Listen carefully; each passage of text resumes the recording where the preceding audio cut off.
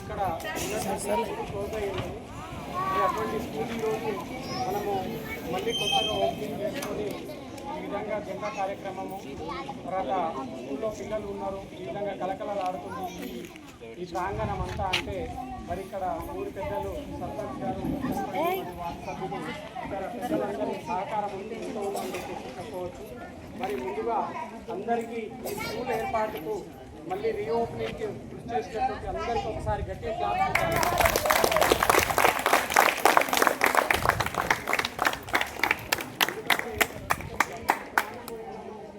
డాక్టర్కి ఎంత ముఖ్యమో ఒక గ్రామానికి అన్ని రకాలుగా వసతులు కల్పిస్తూ ఇటువంటి పాఠశాలను కూడా ప్రాణం పోసినటువంటి జీవికి ప్రాణం పోసినట్టే ఈ పాఠశాలకు మరి ఊరికి ప్రాణం పోసినట్టు మరి అటువంటి గొప్ప కార్యక్రమాన్ని ఎంతో వ్యయ ప్రయాసాలకు ఓర్చుకుంటూ డిఓ గారి దగ్గరికి ఒక 2-3 సార్లు వెళ్ళడం జరిగింది. మరి గ్రామ పెద్దల సహకారంతో సర్పంచ్ గారు, ఉప సర్పంచ్ గారు, వార్డు సభ్యులు అందరూ కలిసి కూడా మరి మొదటగా ఒక 15 క్లోజ్ అయినటువంటి స్కూల్ని ఓపెన్ చేయాలనే ఆలోచన రావడమే గొప్పది. ఎందుకంటే అన్నిటికంటే విద్యాదానం చాలా గొప్పది. కాబట్టి మరి ఉన్నంత వరకు ఇప్పుడున్న సమాజంలో ఎలా ఉందంటే ప్రతి ఒక్కరము కూడా ఈ ప్రైవేట్ పాఠశాలలు బాగా మనము ముందు వాళ్ళ యొక్క విన్యాసాలు చూపించేసరికి అదే గొప్ప అని చెప్పేసి అనుకునేటటువంటి ఈ రోజుల్లో మరి ఇలా ప్రభుత్వ పాఠశాలను గుర్తించి మరి ప్రభుత్వ పాఠశాలలో మా పైన నమ్మకంతో చేర్పించినటువంటి విద్యార్థుల తల్లిదండ్రులకు కూడా ముఖ్యంగా ధన్యవాదాలు తెలియజేస్తున్నాను. ఎందుకంటే ఈ రోజులలో ఎట్లుందంటే పక్కన ఉన్నటువంటి వాళ్ళు ఏమనుకుంటున్నారో అనే ఆ భ్రమతోటే మనం జీవిస్తున్నాం. మనము సెల్ఫ్గా స్వతహాగా మనది మనకేం కావాలి, మనం ఏమనుకుంటున్నాం, ఎవరు ఏమనుకున్నా మనకు ఒక ఆలోచన అనేది ఉంటుంది. కానీ ఇప్పుడున్న సమాజం అలా లేదు. పక్క వాళ్ళు మనల్ని మోటివేట్ చేయడం, వాళ్ళు ఏమనుకుంటున్నారు అనే ఉద్దేశంతో ఉన్నారు. కాబట్టి ఇక్కడ కూడా మరి ప్రభుత్వ ప్రైవేట్ పాఠశాలలకు వేరియేషన్ అందరికీ తెలుసు. అక్కడ వాళ్ళ చేతిలో ఏంటంటే ఫీజు రూపంలో డబ్బులు వస్తాయి కాబట్టి వాళ్ళకి ఏం కావాలో సమకూర్చుకోవడానికి అవకాశం ఉంటుంది. కాబట్టి మీ ముందు అవన్నీ కనిపిస్తుంది. ప్రభుత్వ పాఠశాలలు ఏంటంటే ప్రభుత్వము ఆర్డర్ ఇవ్వాలి, తర్వాత దానికి సంబంధించిన అధికారులు అందరూ కూడా ఆదేశించి ఆ వసతులు సమకూర్చుకోవడానికి కొద్దిగా టైం పడుతుంది. అంతే తప్ప అక్కడ ఉన్నటువంటి టీచర్సు అన్ట్రైన్ టీచర్స్ ఉంటారు. మరి ప్రభుత్వ పాఠశాలలో ట్రైన్ టీచర్స్ ఉంటారు. టీచర్ ట్రైనింగ్ చేసి ఉంటేనే ఈ పాఠశాలకు దాని తర్వాత టెట్ ఎగ్జామ్ ఉంటుంది, డిఎస్సి ఎగ్జామ్ ఉంటుంది. దాంట్లో ఒక 20,000 పోస్టులు 2012లో నేను రాసినప్పుడు 50,000 పోస్టులు ఉంటే మొత్తం ఆంధ్రప్రదేశ్ ఉమ్మడి ఆంధ్రప్రదేశ్ ఉన్నప్పుడు 5.5 లక్షల మంది రాసింది. 5.5 లక్షల మంది నుంచి 50,000 మందిని తీయాలంటే మరి ఎంత ప్రతిభ ఉంటే తప్ప వాళ్ళు ముందుకు రారు. అయితే ఉన్నదాళ్ళు ఏంటంటే 2012-13 నుంచి ముందు అన్ని ప్రభుత్వ పాఠశాలలో కూడా తెలుగు మీడియం ఉంది. ఇప్పుడు ఉన్నటువంటి ఇక్కడ పెద్దలు, తర్వాత మన ప్రభుత్వాన్ని పాలిస్తున్నటువంటి అధికారులు కానీ పెద్దలందరూ, గౌరవ ముఖ్యమంత్రి వర్యులు, తర్వాత మినిస్టర్స్ కానీ చాలామంది గొప్ప గొప్ప నాయకులు అందరూ కూడా ప్రభుత్వ పాఠశాలలో చదువుకొని ఆ స్థాయికి ఎదిగి ప్రభుత్వ పాఠశాలలో చదువుకుంటే ఏంటంటే స్వతహాగా సెల్ఫ్ కాన్ఫిడెన్స్ అనేది ఉంటుంది. ఏ పని చేయాలన్న ధైర్యము అనేది ఉంటుంది. ప్రభుత్వ పాఠశాల ఏదున్నా సెన్సిటివిటీ అంటే ఏదైనా ఉన్నా కానీ ఇప్పుడు ఇక్కడ ఉన్నటువంటి ప్రభుత్వ పాఠశాలలు ఎట్లుంటుంది అంటే ఏదైనా వాళ్ళు స్వతహాగా వాళ్ళు నేర్చుకో కింద పడ్డాడంటే మనమే పేరెంట్స్గా కూడా మనమే యాజ్ ఎ పేరెంట్గా కూడా తల్లిదండ్రులు కూడా చిన్నపిల్లలకు చిన్నగా ఉన్నప్పుడు మనము సైకిల్ నేర్చుకున్నప్పుడు కానీ ఏదైనా దెబ్బ తగిలినప్పుడు మన తల్లిదండ్రులు ఎప్పుడు మన వెంబడి ఉండేవాళ్ళు కాదు. కానీ ఇప్పుడు ఉన్నటువంటి సమాజంలో ప్రతి చిన్న అయ్యో నా కొడుకు కింద పడ్డాడు, నా బిడ్డ కింద పడ్డాడని చెప్పేసి మనం ఆ విధంగా చేయడం వల్ల ఏంటంటే వాళ్ళకి సెల్ఫ్ కాన్ఫిడెన్స్ అనేది పిల్లల్లో లేకుండా పోయింది. కాబట్టి ఆ విధంగా అన్ని రకాలుగా పిల్లల్ని ఆల్రౌండ్ డెవలప్మెంట్ చేయడానికి మా వంతుగా మేము కృషి చేస్తాం. ట్రైన్ టీచర్స్ ఉండడం వల్ల ఏంటంటే కొద్దిగా స్కిల్స్, కమ్యూనికేషన్ స్కిల్స్ ఇప్పుడు ఉన్నటువంటి సమాజంలో ఇప్పుడు ఇంగ్లీష్ అనేది కంపల్సరీ అయిపోయింది. సో ఇంగ్లీషు స్కిల్స్ కొద్దిగా ప్రైవేట్ స్కూల్కి ప్రభుత్వ పాఠశాలలో ఉన్నటువంటి వాటికి కొద్దిగా తేడా అనే వేరియేషన్ ఉంటుంది. దానికి కారణం ఏంటంటే ఇక్కడ ఉన్నటువంటి వచ్చేటటువంటి పిల్లలు కూడా ఆ మాతృభాష నుంచే అంటే బాగా తెలుగు మాట్లాడేటటువంటి వాళ్ళమే ఉంటాం. కాబట్టి మాతృభాష నుంచి ఇక్కడికి వచ్చినప్పుడు వాళ్ళకి రాగానే ఫోర్స్ చేయడము, ప్రభుత్వం ట్రైనింగ్ ఇచ్చేటప్పుడు యాజ్ ఏ టీచర్కి ఏముంటుందంటే కంపల్సరీగా పిల్లల్ని ఏదో ఫోర్స్ఫుల్గా నేర్పించాలనేటటువంటిది ఉండదు. దానికి కొన్ని మెథడ్స్ ఉంటాయి, అవే మేము ఫాలో అవుతుంటాం. ఆ పరంగా కొద్దిగా స్కిల్స్ పరంగా కొద్దిగా బాయకాయ ఉండొచ్చు, కానీ దానికోసం కూడా మేము మా వంతుగా టీచర్గా కృషి చేస్తాము. మరి ఈ విధంగా ఈరోజు కార్యక్రమాన్ని ఉద్దేశించి మరి పెద్దలందరూ కూడా మాట్లాడాల్సి ఉంది. మరి ముఖ్యంగా ఈరోజు స్వాతంత్ర దినోత్సవం యొక్క గొప్పతనం అందరికీ తెలుసు. ఎందుకంటే పాఠశాల స్థాయి నుంచి ఈ స్థాయి వరకు మనం అన్ని రకాలుగా నేర్చుకున్నాం. దాని గురించి అంటే మెయిన్ చాలామంది ఇంతకుముందు సార్ అన్నట్టుగా కూడా బ్రిటిష్ వాళ్ళ పాలన నుంచి మనం విముక్తి పొందడానికి చాలామంది ప్రాణత్యాగం చేస్తేనే ఈరోజు మనం ఇక్కడ కూర్చున్నాము. మన దేశాన్ని మనం పాలించుకొని మన ప్రాంతాన్ని తర్వాత మన రాష్ట్రాన్ని మనం పాలించుకుంటున్నాం, మన గ్రామాన్ని కూడా మనం పాలించుకునేటటువంటి మనకు హక్కు వచ్చింది. లేకపోయి ఉంటే మనము బ్రిటిష్ వారి కనుసన్నలోనే వాళ్ళ యొక్క రూల్స్ రెగ్యులేషన్స్కి అనుకూలంగానే మనము ఉండేవాళ్ళం. మరి అందుకోసం చిన్న దెబ్బ తగిలితేనే మామూలుగా వంట చేసేటప్పుడు ఇప్పుడు చిన్నగా మనం చేయి కాలితేనే అబ్బా అని అంటాం, ఎందుకంటే ఆ నొప్పి అనేది మనకు అలా ఉంటుంది. కానీ చనిపోతున్న మనకు తెలిసి కూడా నా దేశం కోసం నాకు స్వాతంత్రం కావాలంటే భావితరాలకు నా వంతుగా కృషి చేయాలన్నటువంటి అప్పుడు చాలామంది పెద్ద మహనీయులు మహాత్మా గాంధీ లాంటి వారు కానీ, జవహర్లాల్ నెహ్రూ, బిపిన్ చంద్రపాల్, సుభాష్ చంద్రబోస్, అల్లూరి సీతారామరాజు ఇలా చెప్పుకుంటూ పోతే వందల మంది మహనీయులు ఉన్నారు. అయితే దాంట్లో చాలామంది సంపన్నులు కూడా ఉన్నారు. అప్పటికే ఇదంతా నాకు వెళ్ళేందుకు, నాకు ఇది అవసరమా, ఈ స్వాతంత్రము ఇదంతా మనం దేనికోసం కొట్లాడడం అని చెప్పేసి ఇప్పుడు జవహర్లాల్ నెహ్రూ స్టోరీ మనము చూసుకున్నట్లయితే అప్పటికే చాలా సంపన్నులు. ఈ దేశం వదిలి వేరే దేశాలు వెళ్ళి కూడా స్థిరపడి అక్కడ బ్రతకొచ్చు, కానీ నేను పుట్టినటువంటి నేల కోసం నేనేమైనా చేయాలని చెప్పేసి అతను చదువుకునే టైంలోనే ఎన్ని గేట్లు ఉంటే పాఠశాలకు అన్ని గేట్ల దగ్గర కార్లు వెయిట్ చేసేది. అప్పట్లో కారు అంటేనే ఒక కారు ఉందంటేనే అతను చాలా సంపన్నుడు. ఒక సైకిలు, మోటార్ సైకిల్ కూడా లేకపోతే అప్పుడు సైకిల్ ఉందంటే కూడా సంపన్నుడే. మరి అలాంటి ఉన్నతమైనటువంటి స్థానంలో ఉండి కూడా చాలామంది మహనీయులు అప్పుడు ప్రాణత్యాగం చేశారు. కాబట్టి ఈరోజు స్వాతంత్రం మనకు వచ్చింది. మరి స్వాతంత్రం వచ్చి కూడా మనకు దాదాపుగా 1947 ఇప్పటివరకు 80వ స్వాతంత్రం కూడా మనము నిర్వహించుకుంటున్నాం.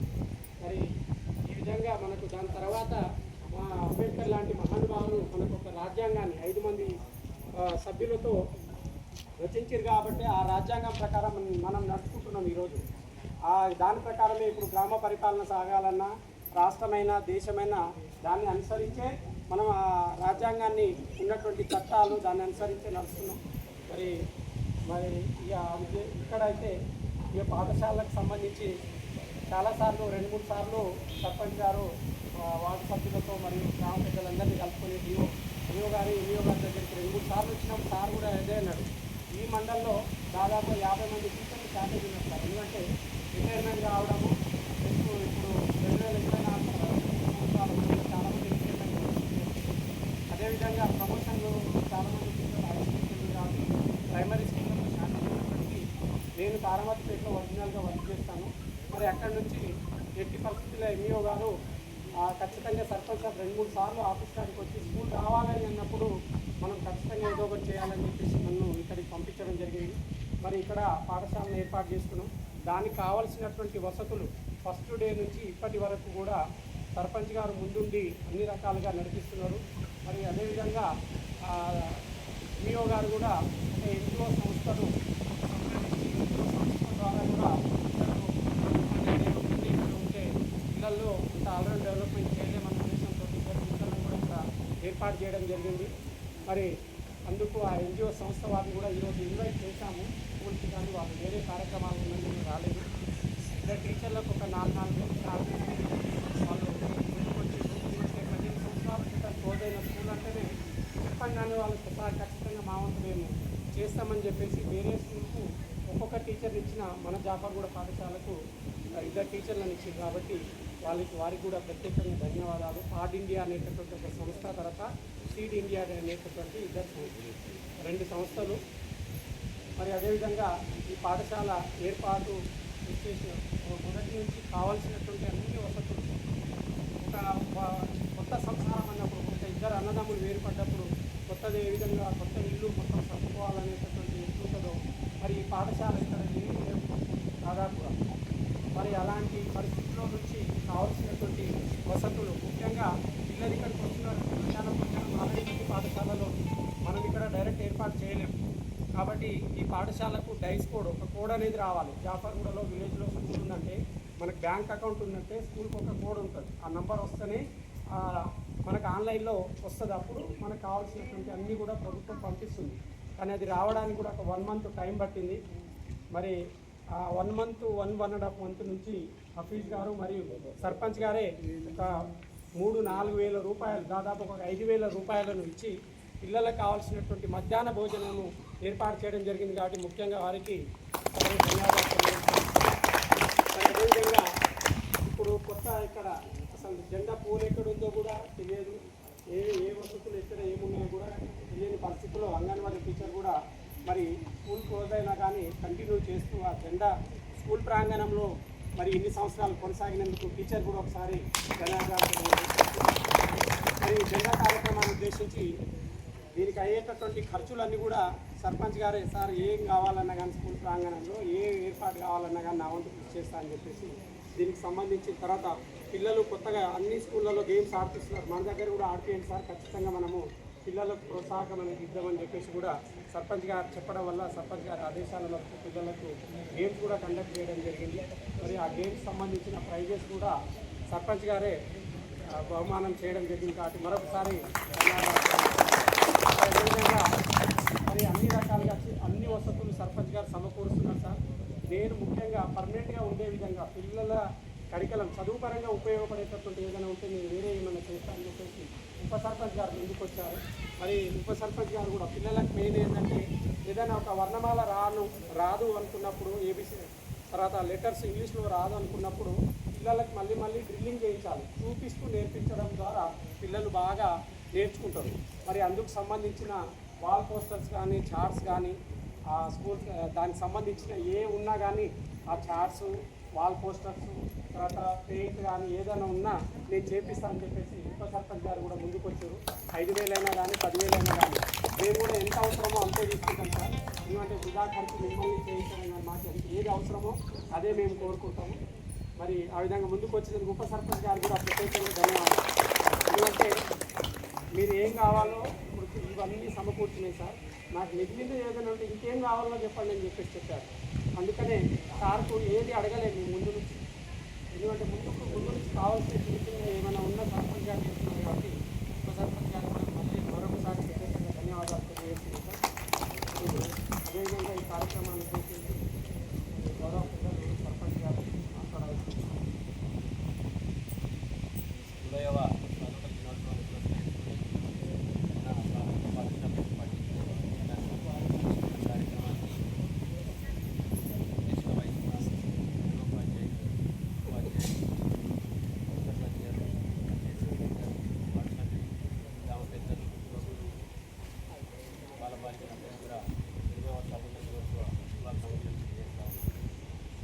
ఇప్పటిలాగానే ప్రతి సంవత్సరం కూడా మనం ప్రతి సంవత్సరం ఆగస్టు కార్యక్రమానికి గ్రామంలో కార్యక్రమం పూర్తి చేసుకొని మన స్కూల్లోకి వస్తున్న సందర్భంలో మేము చదువుకున్న నాడు ఎంతో వండే స్కూల్ ఉంటుండే, ఎంతో మంచి ఇద్దరం పిల్లలు ఉంటుండే, ఎంతో పండగ వాతావరణంలో అనిపించేది. గత 15 సంవత్సరాల నుంచి వచ్చినప్పుడల్లా చూస్తూ ఉంటే అసలు మా యువకులతో కలిసే వచ్చి ఆ కార్యక్రమం చేసుకుని ఎలాంటి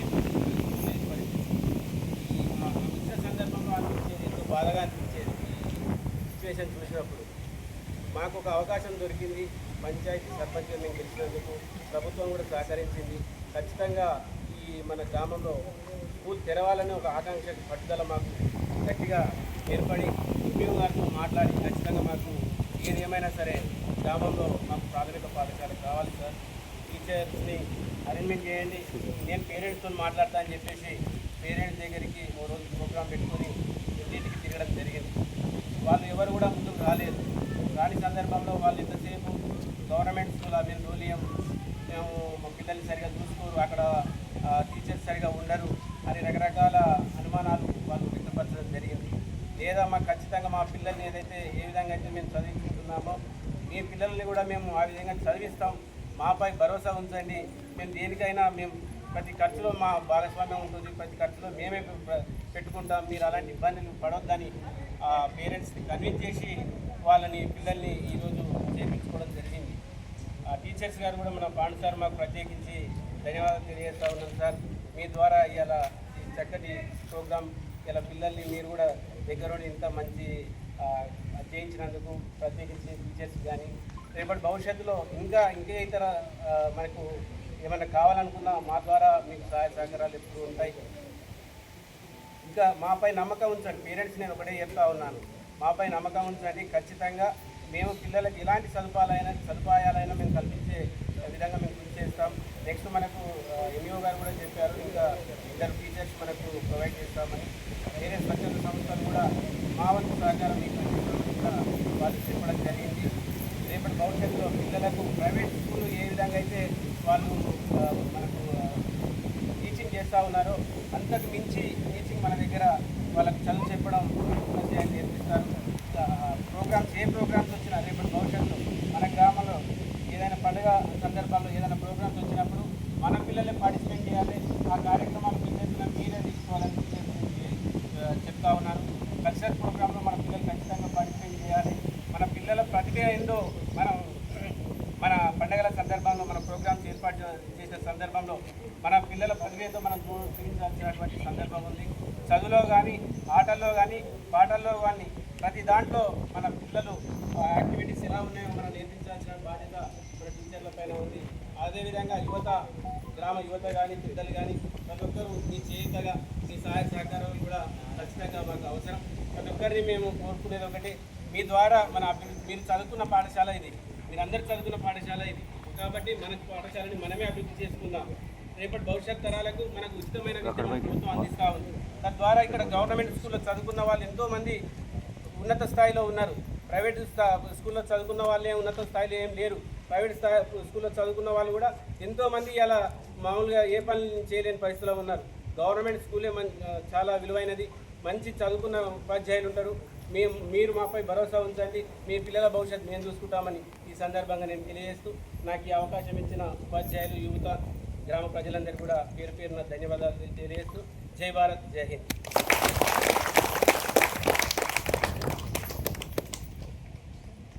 యాక్చువల్గా ఏంటంటే ముఖ్య ఉద్దేశము సర్పంచ్ గారి ముందు మాట్లాడేటంటే అన్ని విషయాలు కవర్ చేస్తూ మొదటి నుంచి స్కూల్ కోసం ఇక్కడ ఎస్టాబ్లిష్ చేయడానికి ఉద్దేశం కాదు.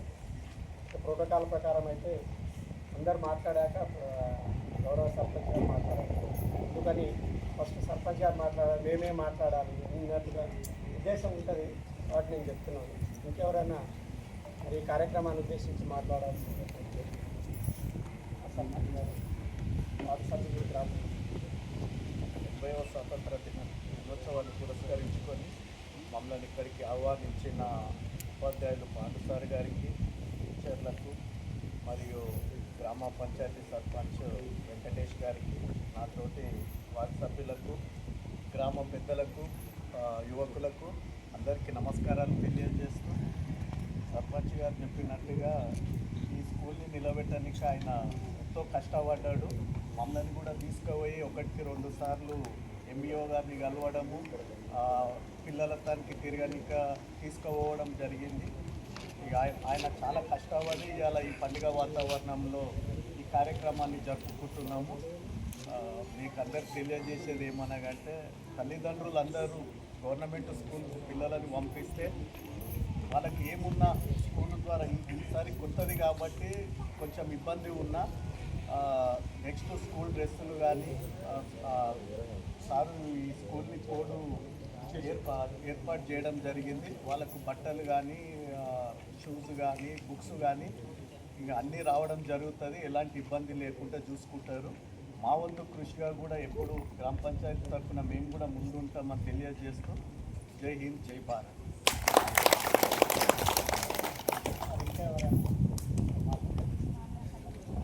యువకులు కూడా ఎవరైనా ముందుకు వచ్చి మాట్లాడాలి.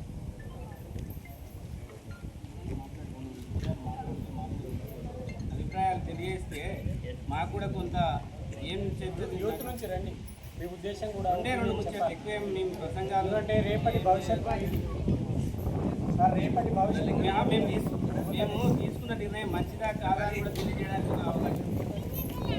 ఉండే ముచ్చట్లు మాట్లాడండి, ఉండే మాట్లాడండి.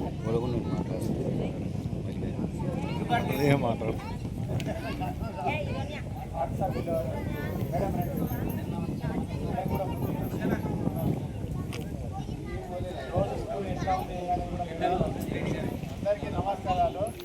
మేము కూడా 18 8 దాకా వెళ్తాము, 5 దాకా వెళ్తాము, పాఠశాల 10 దాకా వెళ్ళినాము. కానీ ఎప్పుడు ఫస్ట్ దాకా వెళ్ళాలి అదే కాంపిటీషన్ ఉంటుంది మాకు. కానీ ఫస్ట్ ఎప్పుడు దాకా ఉన్నా కానీ 10th దాకా చదివినాం అనే చేయడం తెలియబడిపోయినాం. అందుకని అప్పుడు చదివి అంటే ఎంత సార్లు చాలా అనుభవం ఉన్న మనిషి అని ఇప్పుడు అర్థమైంది నాకు. అటువంటి వాళ్ళకు ఉంటే జనరల్ నాలెడ్జ్తో పాటు చదువు మంచిగా వస్తుంది. చదువు ఒకటే పుస్తకం పట్టుకుని చదవగా కాదు, జనరల్ నాలెడ్జ్ దాని వెంబడి జనరల్ నాలెడ్జ్ ధైర్యం ఉండాలి మనిషికి. అట్లా ఉంటేనే ముందు పోతే ఏదో బుక్ చదివి పక్క పెట్టి మళ్ళీ బుక్ చదివి పాస్ అయ్యేది కాదు. జనరల్ నాలెడ్జ్ ఉంటేనే చదువుకు దానికి దీనికి తోడుంటుంది. అందుకని సారు మంచి అనుభవం ఉన్న వ్యక్తి, మంచి తల్లిదండ్రులు కూడా ఇప్పుడు నేను అర్థం చేసుకున్నాను అనుకుంటా. మళ్ళీ ఒకసారి కూడా చాలా పిల్లల్ని పంపిస్తారని నేను ఆశిస్తున్నా.